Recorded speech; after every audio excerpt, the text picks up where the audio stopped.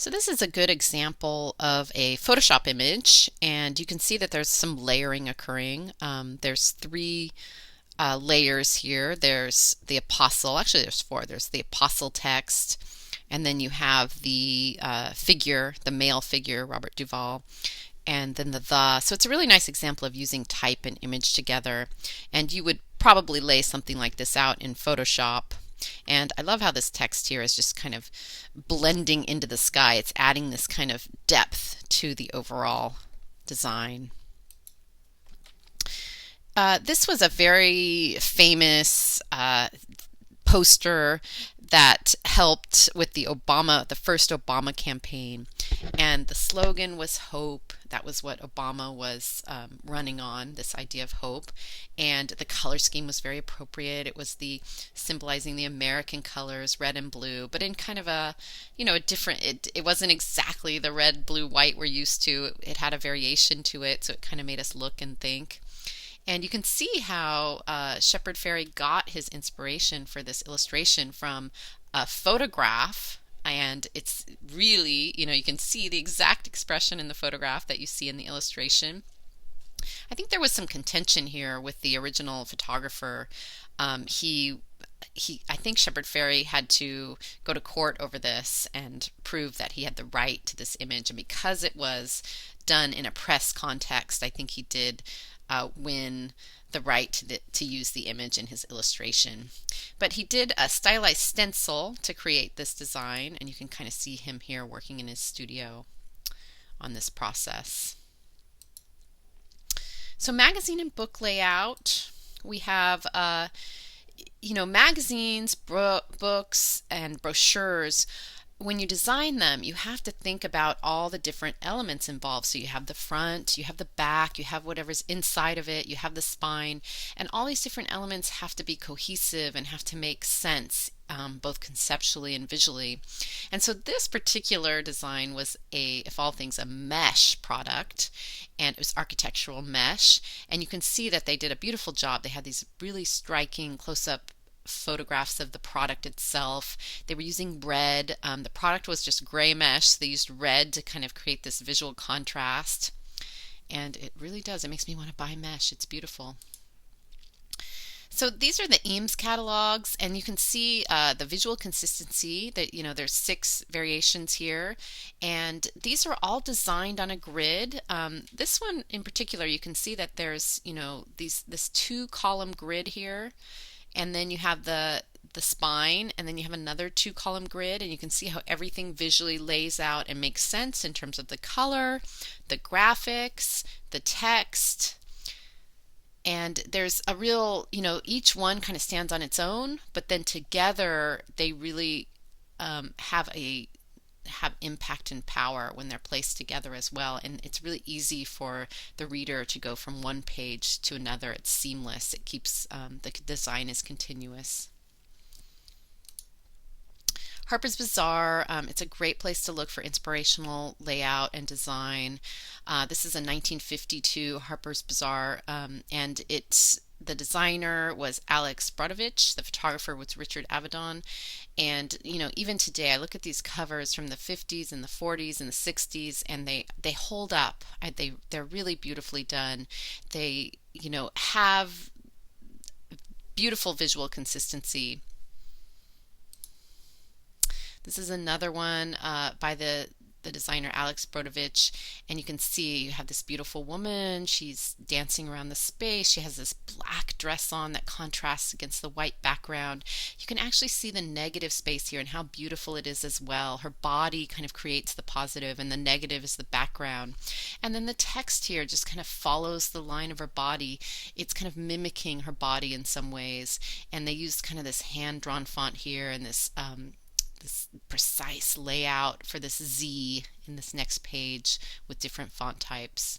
Beautiful. This is another example of that, a text following the line of the body. You can see the first couple of words are darker than the text that follows, and this kind of mimics the shadow on this side.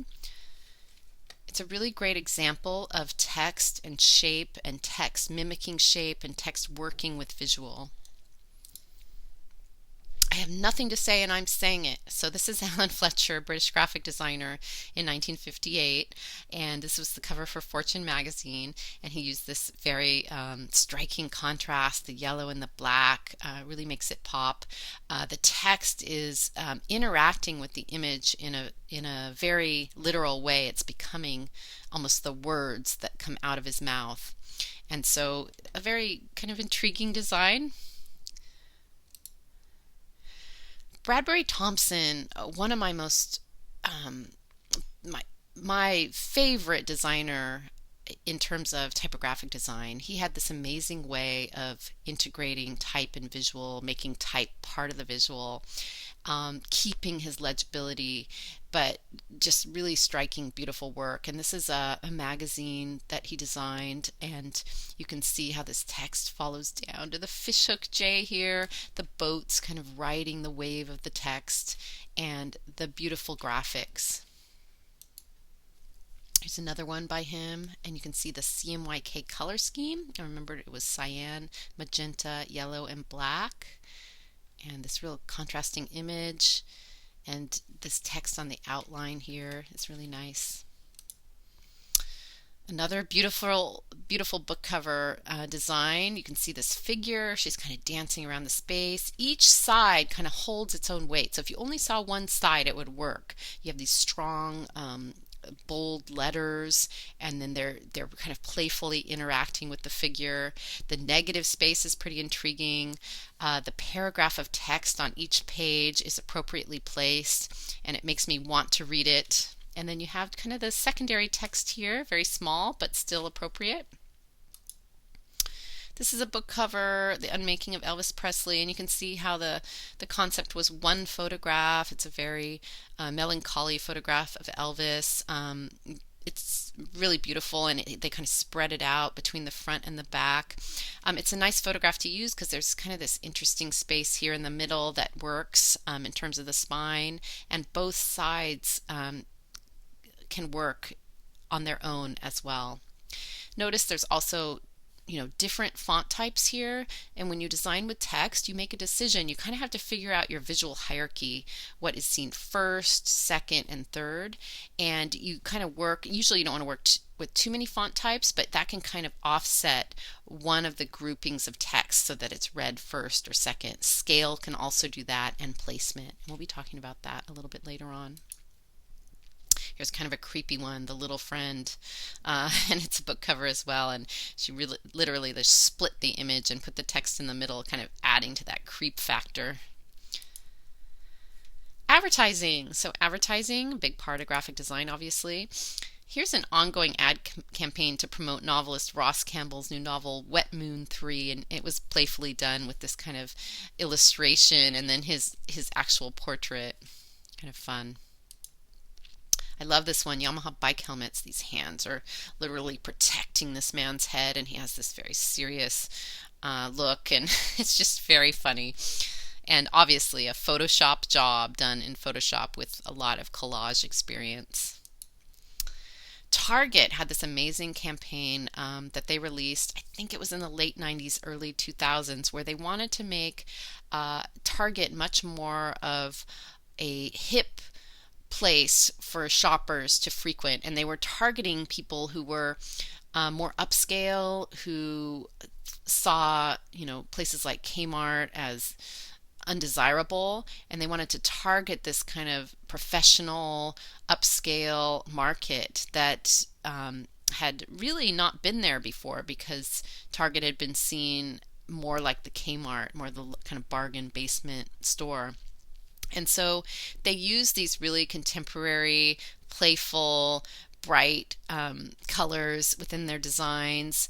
And what they did is they took literal products and they kind of made them into these suggestive things, like this man playing his bagpipe, this woman wearing her beautiful hat, which is really a cat bed. And you can see the Target logo up here, which they also redesigned at that time, and it really works within the space. So their attempt was to make Target both practical but stylish at the same time, and because of this campaign, it became a much more trendy retailer. and people who didn't traditionally shop at Target started to shop there.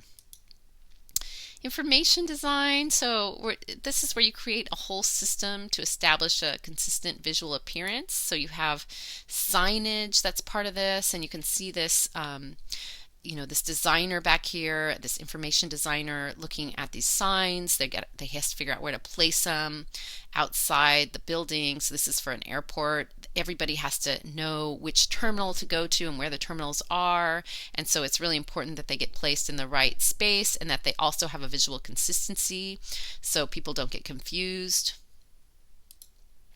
And here they are in the space. You can see it as an actual sign.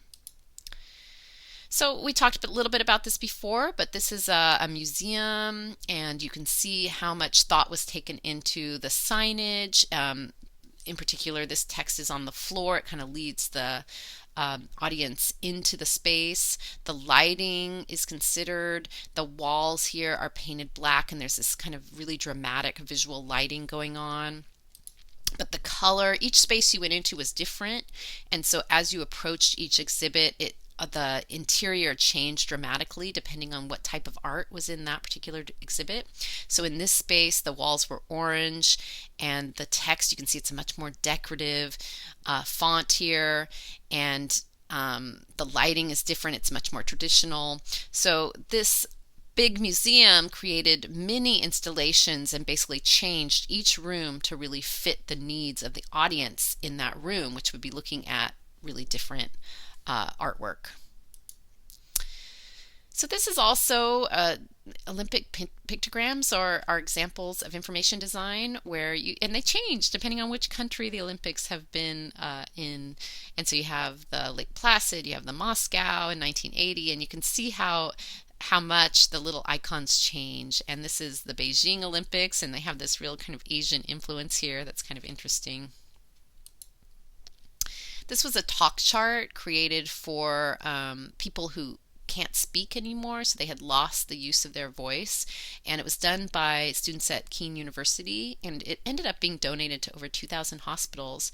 And this also, it falls under information design, and the goal of this was to make it really easy for people to communicate their basic needs.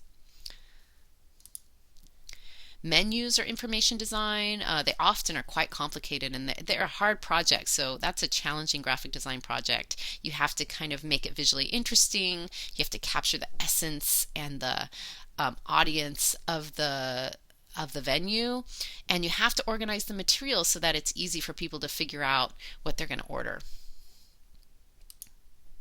This was interesting. This was in a medical journal, and these beautiful images are actually photographs of the brain, and you can kind of see it's the brain at different states. So here's a normal brain, here's a unipolar depression and how it affects the brain. Here's bipolar depression, alcoholism, schizophrenia, and dementia. So it's beautifully done. Even though it's just a medical journal, this really illustrates how these states are affecting the brain, and it's done in this really kind of beautiful way.